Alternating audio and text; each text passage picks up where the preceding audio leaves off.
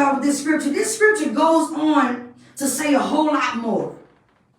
But what needs to be gathered from this is how reason was involved with our sin. See, we cannot utilize reason over and over to justify our impure actions in this life. It won't work with God. Because he knows our hearts and he knows how they truly set up. He knows how we set up on the inside. So we really got a lot of cleaning to do. And I'm speaking of myself included. Remember, I always use the heart as an analogy for home, for God, for somewhere for God to reside. If you want God to come inside, then you got to clean up that filthy space. You know what I mean?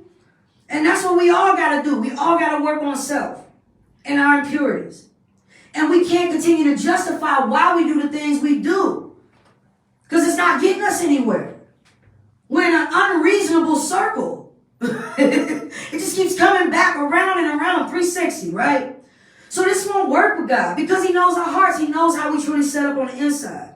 So God's righteous decree for his children is life, and it is not death. And see, although we know God, we still claim to be wise in our own way, right?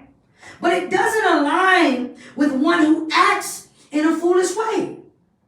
So the violence of our thoughts will darken our hearts eventually.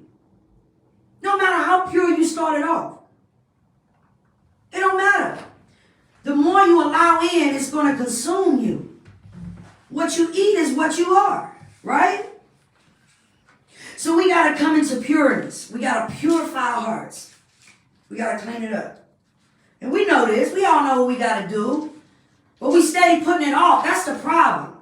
See, we got to act in urgency, in a sense of urgency.